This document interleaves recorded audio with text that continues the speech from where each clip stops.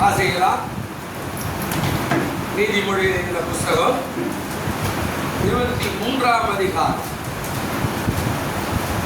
18வது வசனம் இப்படியாய் ஒரு வார்த்தை சொல்லுகிறது. நிச்சயமாகவே முடிவுண்டு, உன்னுடைய நம்பிக்கை என்ன செய்யாத போகாது என்று ஆண்டவர் ஒரு வாக்குத்தத்தத்தை ஆண்டவர் கொடுக்கிறார். நிச்சயமாகவே முடிவுண்டு, உன்னுடைய நம்பிக்கை ஒரு நாளும் பிரச்சனை அப்படின்னா அந்த பிரச்சனைக்கு ஒரு எல்லை வச்சிருக்கிறார் ஆண்டவர். அந்த எல்லையை மீறி அந்த பிரச்சனை தொடர்வது என்பது கூடாத ஒரு காரியமாக இருக்கிறது. இந்த நீதிமொழி 23:18 ஆண்டவர் சொல்லும்போது அற்புதமான காரியத்தை சொல்றார். நிச்சயமாகவே முடிவு உண்டு, எல்லா வியாதிக்கும் ஒரு முடிவு உண்டு, எல்லா கஷ்டத்துக்கும் ஒரு முடிவு உண்டு, எல்லா எண்ணிக்கு ஒரு முடிவு உண்டு, எல்லா பரீட்சைக்கும் ஒரு முடிவு உண்டு, எல்லா வேதனைக்கும் ஒரு முடிவு உண்டு, எல்லா விதமான பிரச்சனைகளுக்கு ஒரு முடிவு உண்டு, எல்லா விதமான சூழ்நிலைக்கெல்லாம் ஒரு முடிவு உண்டு. முடிவோடு கூட நிறுத்தில்ல, அதுக்கு அடுத்தது காரியத்தை ஆண்டவர் சொன்னாரு. நம்பிக்கை ஒரு நாள் என்ன செய்யாது. எதிர்பார்க்கிறாயோ, எதை விரும்புகிறாயோ, எதற்காக இயங்குகிறாயோ, எதற்காக பிரயாசப்படுகிறாயோ, எதற்காக ஆண்டவர் இதை செய்வார், அதை நடத்துவார் என்று அந்த காரியத்துக்காக காத்து கொண்டிருக்கிறாயோ, அந்த காரியத்தை நிச்சயமாக அவர் சொல்றாரு. உன் நம்பிக்கை என்ன செய்யாதா, அது நன்மைகளை கொண்டு வரும் என்று ஆண்டவர் சொல்றாரு. அல்லேலூயா. ஆண்டவர் சொல்றார் நிச்சயமாகவே முடிவு உண்டு. எல்லாவற்றுக்கும் ஒரு முடிவு ஆண்டவர் வச்சுக்கிறார். முடிவில்லாத ஒரு காரியம் உலகத்தில் எதுவுமே இல்லை. வாழ்க்கை முழுவதும் எல்லாத்தையும் பிரசங்கி 13 அவர் சொல்லி வச்சிருக்கிற அந்த வாக்கின்படி எல்லாவற்றையும் ஆண்டவர் அற்புதமாய் வச்சிருக்கிறார். எல்லாவற்றுக்கும் ஒரு காலத்தை வச்சிருக்கிறார். அந்தந்த காலத்தில் அதை முடித்து அந்த காலத்தில் உயர்ந்து அந்தந்த காலத்தில் அது மறுபடியும் துணி கொடுக்கிற ஒரு காரியமாக ஆண்டவர் வச்சுக்கிறார். ஒருவேளை கண்ணீரோடு இருக்கலாம், கவலையோடு இருக்கலாம், குடும்பத்தை குறித்த வேதனை, பிள்ளைகளை குறித்த வேதனை, ஒருவேளை பெற்றோரை குறித்த வேதனை, எதிர்காலத்தை குறித்த வேதனை, ஒருவேளை இது என்ன மாதிரி முடியுமோ என்றதான வேதனை, இது நிறைய காரியங்களை அதில் போராடி கொண்டிருக்கலாம். ஆனால் இது மட்டும் காக்க எதிரேசர் இன்னும் காக்க வந்தவர்கள். இல்லையா? ஆமாம், 7 மாதத்து ஆண்டவர் என்ன செய்தாருங்க? காத்தார், அற்புதமாய் காத்தார். 7 மாதம் எவ்வளவு போராட்டங்கள், எவ்வளவு கஷ்டங்கள், எவ்வளவு நெருக்கங்கள், எவ்வளவோ பிரயாணம் பண்ணி இருக்கிறோம். ஆண்டவர் எல்லாவற்றிலும் நமக்கு உதவியாக இருந்தவர், ஒத்தாசையாக இருந்தவர். இந்த 8வது மாதத்தில் கூட நம்ம கொண்டு வந்து ஆராதனை வைத்திருக்கிறார்னா இதை விட பெரிய பாக்கியம் வேற ஒன்றும் இல்லை. எவ்வளோ பேர் மறைச்சு போயிட்டாங்க, எவ்வளோ பேர் காணாமல் போயிட்டாங்க. அதனாலும் கர்த்தர் நம்ம மேல அன்பு வச்சு நம்ம எப்படியா வைத்திருக்கிறார். அதனால தான் சொன்னார், நிச்சயமாக முடிவு நம்பிக்கை போகும். இதுக்கு நன்மைகளை பெற்றுக்கொள்ள அவருக்கு 2 வசனம் தேவை. இதனுடைய அடிப்படையில் தான் இந்த ஆசீர்வாதங்களை நீங்க பெற்றுக்கொள்ள முடியும். வாசிக்கலாம். சங்கீதம் 26:1 வசனம். சங்கீதம் 26ஆம் அதிகாரம் 1வது வசனத்தை கொஞ்சம் பாருங்களேன். என்ன சொல்றாங்க பாருங்க. இதாவே என்ன கொஞ்சம் ஆண்டவரே நீங்க என்ன பண்றீங்க, நியாயம் விசாரிங்க. நான் என்னுடைய உத்தமத்திலே நடக்கிறேன், நான் கர்த்தரை நம்பி இருக்கிறேன், ஆகையால் நான் என்ன செய்ய மாட்டேங்க. என் பிரச்சனைக்கு ஒரு முடிவு உண்டாக்குறேன்னா சங்கீதக்காரர் சொல்றாரு, கர்த்தாவே என்னை கொஞ்சம் நியாயம்.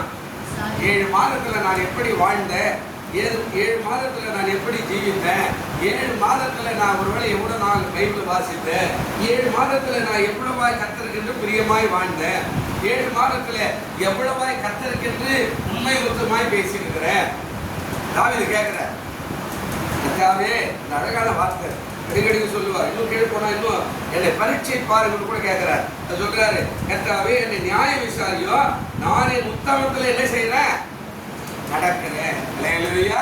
நம்ம உண்மையில என்ன பண்றேங்க, நம்ம எப்படி நடக்கிறோம்? குடும்பத்தில் உண்மை, வேலையில உண்மை, வியாபாரத்தில் உண்மை, போக்குவரத்தில் உண்மை, பணத்தில் உண்மை, பொருளாதாரத்தில் உண்மை, சரீரத்தில் உண்மை, ஆத்மாவில் உண்மை, ஆவில உண்மை, எப்படியோ நிறைய இருக்குதுல்ல. அப்போ தாவீது பேசுறாரு, கர்த்தாவே என்ன கொஞ்சம் நியாயம் விசாரிங்க, நான் என் உத்தமத்திலே என்ன செய்யறேன், நடக்கிறேன், நான் கர்த்தரை என்ன செய்யறேன், நம்பிக்கை. நிச்சயமாக முடிவுண்டு. எப்படி நீ சொல்றாரு, மேல பேசுறாரு, கர்த்தாவே கொஞ்சம் நியாயம் விசாரியோ. அடுத்த காரியம் கீழே என்ன சொல்றாரு, நான் என் உத்தமத்திலே இவ்வளவு நேரம், இவ்வளவு காலம், இவ்வளவாய் நான் என் உண்மையான காரியத்தில் நடக்கிறேன். இப்போ அடுத்த காரியம் அவரே சொல்றார், நான் கர்த்தரை நம்பி இருக்கிறேன், ஆகையா நான் என்ன செய்ய மாட்டேன், அந்த விசுவாசம். அல்லேலூயா. ஆமா, நிச்சயமாக முடிவு நம்பிக்கை வீண் போகாது சொல்றாருன்னா அந்த நம்பிக்கைக்கு பலன் வரணும் அப்படின்னா இங்க இந்த தாவீது பேசுற வார்த்தையை கொஞ்சம் நம்ம ஆராயணும். எவ்வளோ நாள் இருந்தோம்? 7 மாதம். 7 மாதத்துல எவ்வளோ நாள் சர்ச்சைக்கு வந்துக்கிறோம்? 7 மாதத்துல எவ்வளோ வேலை வாசிக்கிறோம்? ஆன்மீக காரியத்துக்கு எவ்வளோ முக்கியத்துவம் கொடுத்துருக்குறோம்? நம்ம உலக காரியத்துக்கு முக்கியத்துவம் கொடுக்குறோம், குடிக்கிறோம், சாப்பிட்றோம், அவன் வேலைக்கு போகிறோம், சம்பாதிக்கிறோம், எல்லாமே செய்கிறோம். ஆனால் ஆன்மீகமான காரியத்தை ஆத்மாக்காக நம்ம என்ன பண்ணிக்கிறோம்? கடவுளுக்காக நான் என்ன பிரயாசப்பட்டிருக்கிறேன்? தாவீது கேட்கலாம். இன்னும் கீழே போனீங்கன்னா அந்த 2வது வசனத்துல அழகா இன்னும் கொஞ்சம் பேசுறாரு. கர்த்தாவே என்ன செய்யும்? அடுத்த சப்ஜெக்ட் வராரு. கர்த்தாவே என்ன பண்ணுங்க? பரீட்சைத்து என்ன என்ன பண்ணுங்க? சோதிங்க. அதாவது உலகத்துல சில தவறுகள் பண்ணும்போது எதிராளி கேட்கும்போது சொல்லுவாங்க, அது புருஷனோ மனைவியோ பிள்ளைகளோ இல்லை டீச்சரோ ஊழியக்காரோ இல்லை கம்பெனி முதலாளியோ மேனேஜர் எதோ சொல்ல, சார் சத்தியமா நான் எதுவுமே பண்ணல சார் அப்படின்னு சொல்றாருல்ல. தாவீது கேட்கிறாரு, கர்த்தாவே கொஞ்சம் பரீட்சித்து என்ன பண்ணுங்க? சோதித்து பாரோ. அடுத்த காரியம் சொல்றாரு, என் உள்ளிந்திரியங்களிலே என் இருதயத்திலே கொஞ்சம் என்ன பண்ணுங்க? இருக்கிற அது யாருக்குமே தெரியாது. மனுஷனுக்கு எந்த மனுஷனுக்கு அது புருஷனுக்கா தெரியாது, மனைவிக்கு தெரியாது. இந்த உள்ள இருக்கிற இருதயம், என் உள்ளிந்திரியங்களை கொஞ்சம் நீங்க என்ன பண்ணுங்க? சோதிச்சு என்ன பண்ணுங்க? குடமிட்டு பார். குடமிடும். சோதிக்க அப்படின்றத விட குடமிட்டு பார். அதாவது குடமிடுனா கொஞ்சம் கலைச்சி, கொஞ்சம் ஆராய்ந்து, ஏதாவது அந்த அந்த மூளை எங்கேயாவது ஒட்டி இருக்குதா? அந்த அந்த நாற்றமிடுத்த வாழ்க்கை, அந்த கஷ்டமான காரியம், அந்த அவிசுவாச வாழ்க்கை, ஒருவேளை கர்த்தர் வேண்டாம் என்று சொல்லுகிற அப்படிப்பட்ட காரியம், நான் தவறுதலா ஏதாவது நடந்து எங்கேயாவது மூலையில் ஒட்டி இருக்குதா? கொஞ்சம் அலசி. அதனால சொல்றாரு, என் இருதயத்தை குடமிடும். குடமிடு நான் கொஞ்சம் அலசி அலசி அலசி அலசி கொஞ்சம் குடமிட்டு பார்ப்போம். இந்த வார்த்தையின் அடிப்படையில் தான் இந்த நிச்சயமாக முடிவு உண்டு நம்பிக்கை. 2வது இதுக்கு அடுத்தபடியா அவர் சொல்றாரு. எப்படி சொல்றாரு பாருங்க. 115 சங்கீதம் 9வது வசனம் வாசி. இந்த 2 வசனத்துக்கு அடிப்படையில் தான் இந்த மாதத்துக்குள்ள அதை உங்களோட கூட பகிர்ந்து கொள்ள போகிறேன். 115 சங்கீதம் 9வது வசனம் இருக்குதா? ஆண்டவருக்கு நம்மளை பார்த்து கேட்கிறார், இஸ்ரவேலே கர்த்தரை நம்பு, அவரே நமக்கு துணையும் நமக்கு கேடகமா என்ன செய்யறாருங்க? இப்ப அடுத்து சொல்றாரு, உன் நம்பிக்கை வீண் போகாது அப்படின்னா அவர் பேசுறாரு. இங்க சொன்னாரு, என்ன பேசுறாருங்க?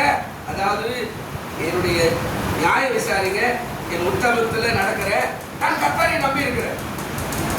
நீங்க பாருங்க, ஐயா நான் கர்த்தரை நம்பி இருக்கிறேன், நியாய விசாரிக்கிட்டு கேட்கணும், நானே போய் மாட்டிக்கணும் அதெல்லாம் இல்லை. இன்னும் மேற்கொண்டு வளர்ந்து கர்த்தருக்குள்ளே வாழும்படியான காரியத்தை செய்யறார். நம்ம நினைக்கிறோம், அது வரைக்கும் போதும்பா, அது வரைக்கும் போதும், சாப்பிடுமா, தூங்கணுமா, நாளைக்கு மற்ற காரியம் பார்த்துக்கலையா, நாளைக்கு உயிரோடு இருந்தா அப்படின்னு. ஆனா தாவீது அப்படி இல்லை. சொல்றாரு, என்ன கொஞ்சம் நியாய விசாரிக்கும். 7 மாதம் கடந்துட்டேன், 8வது மாதத்துக்கு வரேன், இப்ப நான் ஏதாவது தவறு பண்ணிக்கிறேன்னா என்ன கொஞ்சம் நியாய விசாரிக்கும். அடுத்த காரியம் அவர் சொல்றாரு, அதாவது நான் என் உத்தமத்தில் என்ன செய்யறேன்? இன்னும் நடக்கிறேன். நான் என் உண்மையில் இருக்கிறேன். சுயமானே நம்ம எப்பவுமே வளர்ந்து போய்கொண்டே இருக்கும்போது எனக்கு உண்மை அதிகமாக இருக்கு. ஜெபஜீவி அதிகமாக இருக்கும், விசுவாசம் அதிகமாக இருக்கணும், நம்பிக்கை அதிகமாக இருக்கணும், கொடுத்தல் அதிகமாக இருக்கணும், ஜெபித்தல் அதிகமாக இருக்கணும். இன்னும் வளர்ச்சி. வயசு ஆகும்போது சொல்றோம் இல்ல, இந்த சேரி பத்தாது, இந்த பேண்ட் பத்தாது, இந்த சட்டை பத்தாது, ஆமா இந்த செருப்பு பத்தாது நம்ம சொல்றோமே. வளர வளர அதுக்கேற்றால சைஸ் வரல, அதுக்கேற்றால செப்பல் வாங்குற, எல்லாருக்கேற்ற ஷூ வாங்குறதில்ல. அப்போ நம்ம வளர வளர நம்ம ஆவிக்குரிய வாழ்க்கை, நம்முடைய உண்மையான வாழ்க்கை, நம்முடைய பரிசுத்தமான வாழ்க்கை, நம்முடைய நீதியான வாழ்க்கையில நாம் இன்னும் வளர்ந்து கொண்டே இருக்கிறதுக்கு தான் இவர் கேட்கிறாரு, என்ன கொஞ்சம் நியாய விசாரியோ. இன்னும் நான் 7வது மாசத்துல எப்படி இருக்கணும், 8வது மாசத்துல நான் உத்தமத்துல என்ன செய்யறேன்? நடக்கிறேன். இப்போ நான் கர்த்தரை என்ன செய்யறேன்? நம்பி தரங்க சொல்லுது, உத்தமத்துல இருக்கிறேன். இப்போ நான் என்ன செய்யறேன்? கர்த்தரை நம்பி இருக்கிறேன். ஆகையமா இப்போ அடுத்த விசுவாசம் என்ன? நான் நிச்சயமா 8வது மாதத்துல கூட சோர்ந்து போக மாட்டேன், கர்த்தரோடு கூட நடப்பேன். ஹல்லேலூயா.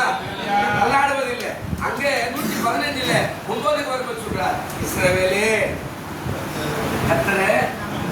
இப்போ நம்பிக்கை எப்படி வரணும் ஆண்டவர் நம்மளை பார்த்து கேட்கிறார். புதிய ஏற்பாட்டு இஸ்ரவேலர்களா இருக்கிற சாலோம் சபை விசுவாசிகளே, கர்த்தரை கொஞ்சம் நம்பிக்கைன்னா இருந்தா கண்டிப்பா தினந்தோறும் வேத வாசிப்பீங்க, தினந்தோறும் இந்த தனி ஜபம் பண்ணுவீங்க, முடிஞ்சா தினந்தோறும் குடும்ப ஜபமும் பண்ணுவீங்க, முடிஞ்சா தினந்தோறும் கர்த்தருக்கு பிரியமாய் வாழ்வதற்கு பிரயாசப்படுவீங்க. அதெல்லாம் தாவீது கேட்கிறார்.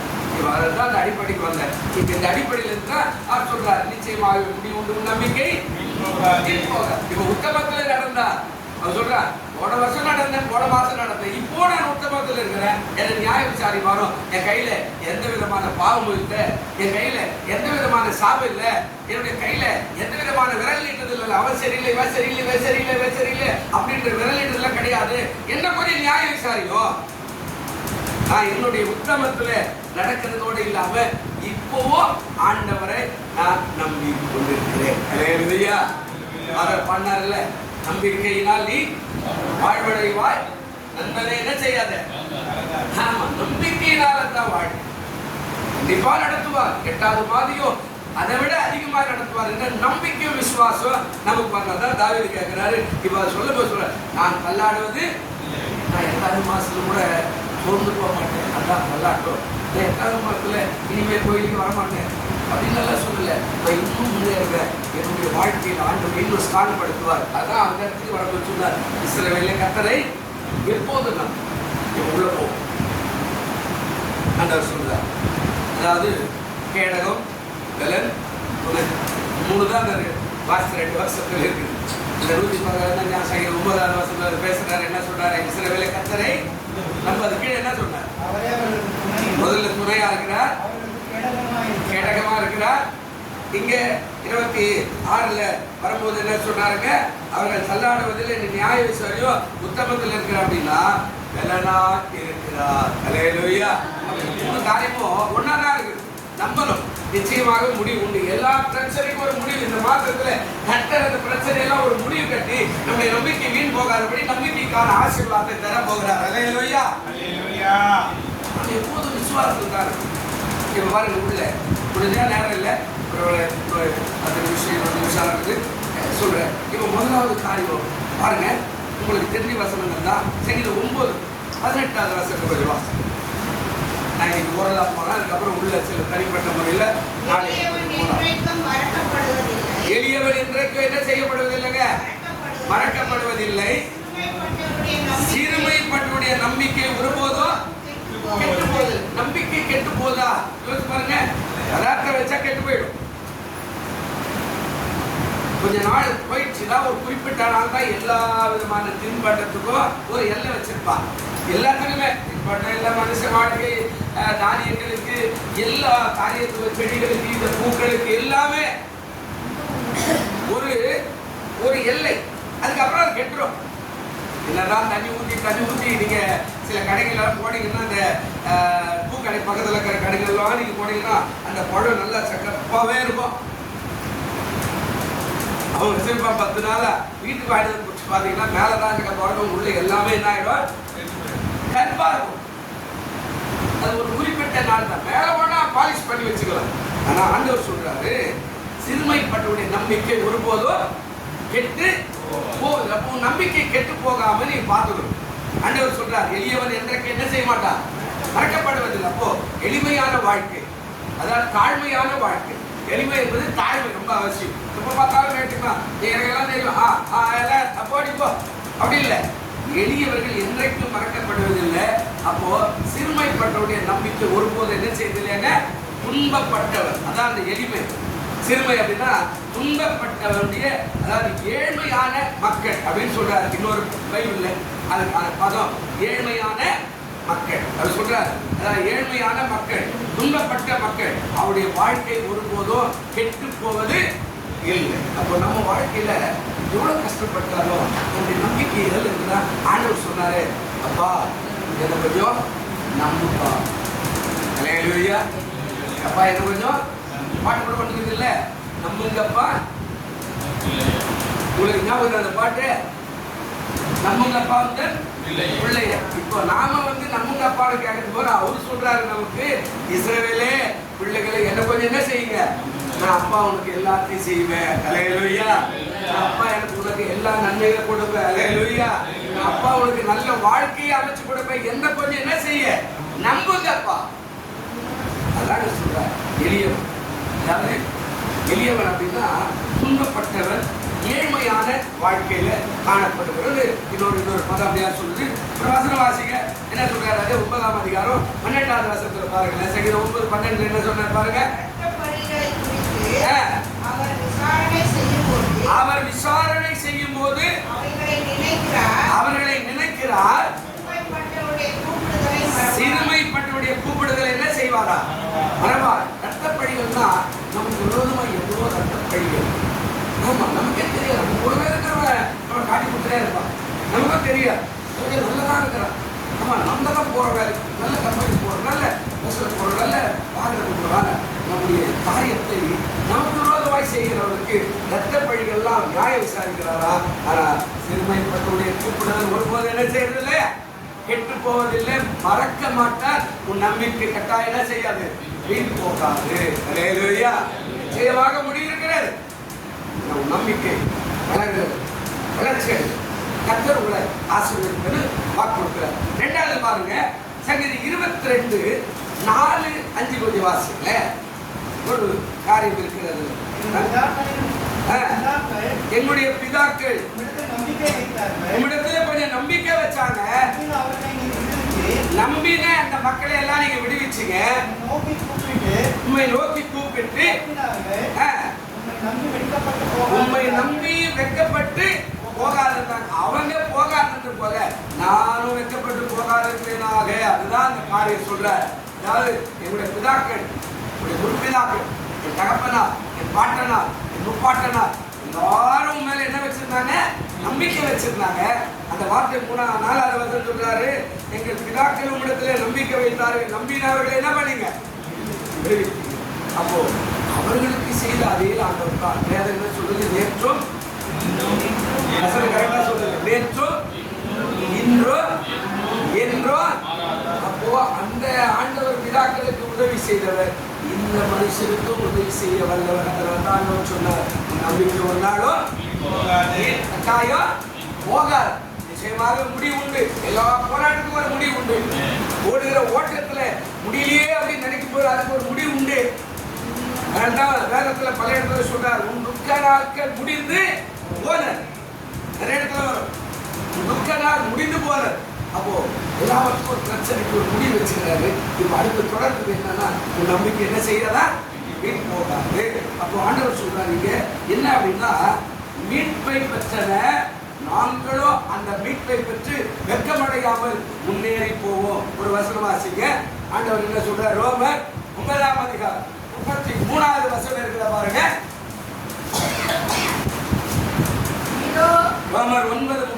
ரோமர் 9:33. இதோ இடறுவதற்கான கல்லையோ தவறுவதற்கான கண்மலையோ சீயோனில வைக்கிறேன். அவரிடத்துல விசுவாசமா இருக்கிறவன் எவனோ அவன் கெட்டு போவதில்லை என்று என்ன சொல்றாரு?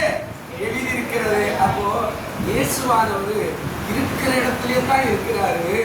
யார் விசுவாசம் வைக்கிறானோ அவன் என்ன செய்வான்? கெட்டு போவதில்லை, இடறி போவதில்லை. ஆண்டவர் சொன்னார், நீதிமான் நிச்சயமாய் முன்னேறி போவானா. அவர் 2வது சொல்றாரு, அவர்கள் நம்பிக்கை வைத்து போல நாங்களும் நம்பிக்கை வைக்கிறோம். எங்கள் நம்பிக்கை ஒருபோது என்ன செய்யக்கூடாது? வெட்கப்பட்டு போகக்கூடாது. நான் விசுவாசிகள் இந்த கல்லை பார்த்து விசாரிக்கிறேன். அந்த கல்லை நான் யாரு? இயேசுநாதர் கண்மலை. அந்த இயேசுநாதர் மேல விசுவாசம் வச்சிருக்கேன். 8வது மாதம் எல்லா தேர்வுகளும் சந்திக்கப்படும். அல்லேலூயா. இந்த வருஷம் முடியும் போது எல்லா தேர்வுகளும் சந்திக்கப்படும். அல்லேலூயா. ஆண்டவர் சொல்றார், நிச்சயமாக கடந்து போகிற காரியத்தை நான் மனதில் புதிய காரியத்தை நான் எதிர்பார்க்கிறேன். அது என்ன அப்படின்னா, நம்பிக்கை ஒரு நாளும் வீண் போகாது. முதலாவது நம்பிக்கையில துன்பப்பட்டவன் வாழ்க்கையை எவ்வளவு துன்பம் நமக்கு எப்படி வருதுன்னு எனக்கு தெரியாது. அந்த துன்பப்பட்ட மக்கள் அவர்கள் சொல்றாரு, ஒருபோதோ என் நம்பிக்கை கெட்டு போகாது. 2வது சொல்றாரு, நம்பிக்கை வைத்தார்கள், அவர்கள் விடுவித்த யார் அப்படின்னா என் பிதாக்கள். அப்ப எனக்கும் அந்த நம்பிக்கை இருக்கிறது. நான் ஆபிரகாமின் தேவனும் என்ன அழகா சொல்லுவார், ஆபிரகாமின் தேவனும் ஈசாக்கின் தேவனும் யாக்கோபின் தேவனுமாய் இருக்கிற உன்னுடைய தேவன். அல்லேலூயா. மேல கை வச்சு சொல்லுங்க, நான் ஆபிரகாமின் தேவனா இருந்தீங்க, ஈசாக்கின் தேவனா இருந்தீங்க, யாக்கோபின் தேவனா இருந்தீங்க.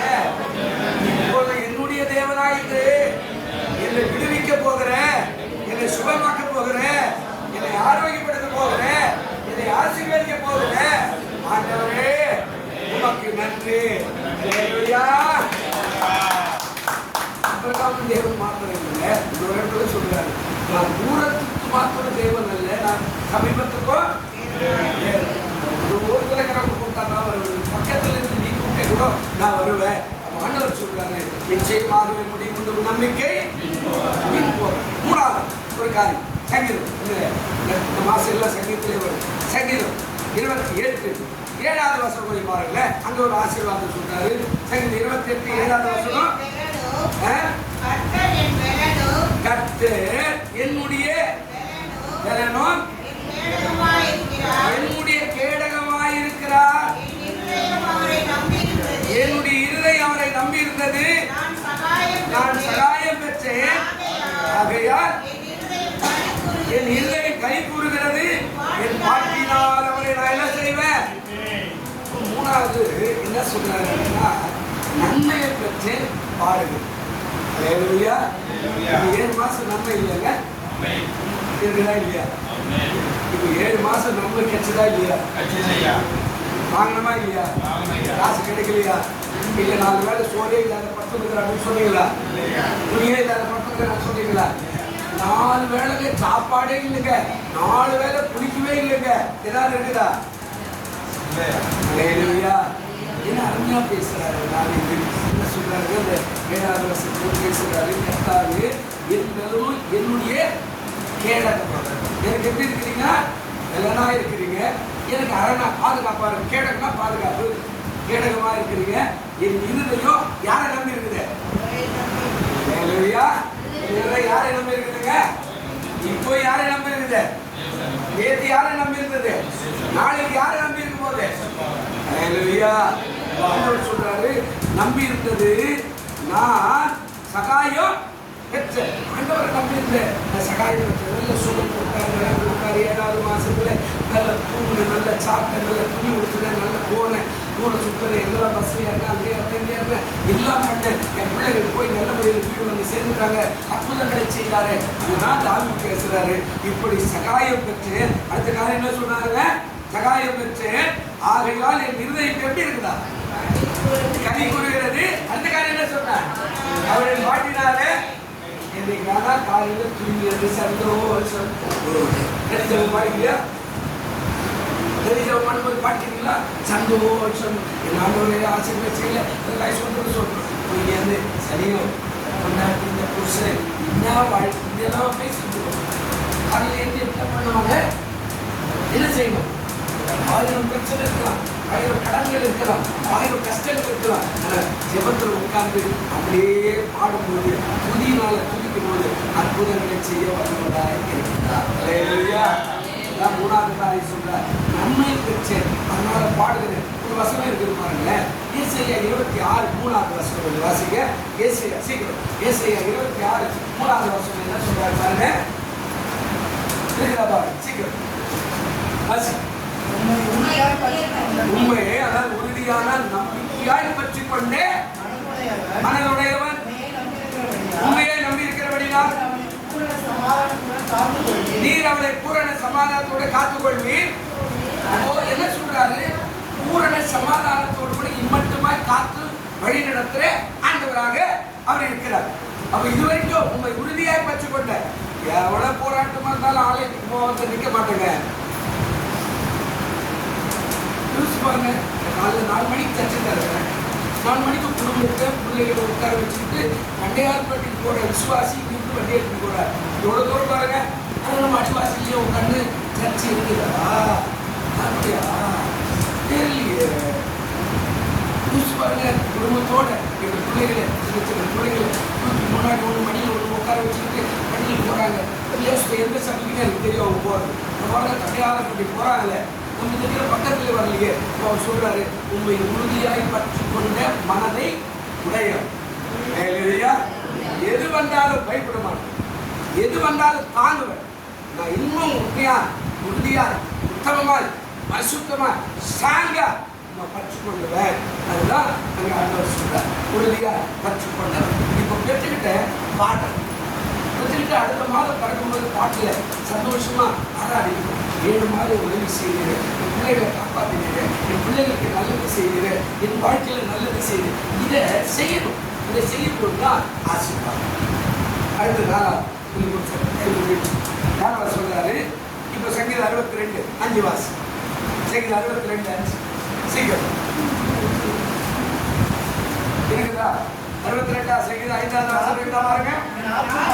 என் ஆத்துமாவே தேவனை நோக்கியே காத்திரு, நான் நம்புகிறது அவராலே வரும். இப்போ ஆண்டவர் சொல்றாரு. யார் சொன்னாரு இந்த கதையை? யாருக்கு சொன்னாருமா? யாருக்கு சொன்னாருமா? யாரு சொன்னாரு? யாருக்கு சொன்னாரு? தாவீது தன்னுக்கு தானே தன்னுடைய இருதயத்துக்கு பேசுறாரு. தாவீது யாருக்கு பேசுறாரு? தனக்கு முன்சாவே தேவனே நோக்கி அமர்ந்து நீ நம்புறது அப்படி சொன்னார். என்ன சொன்னாருங்க? என்னுடைய ஆத்துமாவே, என்னுடைய மனமே யாரை பார்த்துரு? தேவனையே நோக்கி என்ன பண்ணு? அமர்ந்துரு. இப்ப நான் நம்புகிற காரியம் அவரால் என்ன செய்யும்? நிச்சயமாக முடிவு உண்டு. நம்பிக்கை என்ன செய்யாது.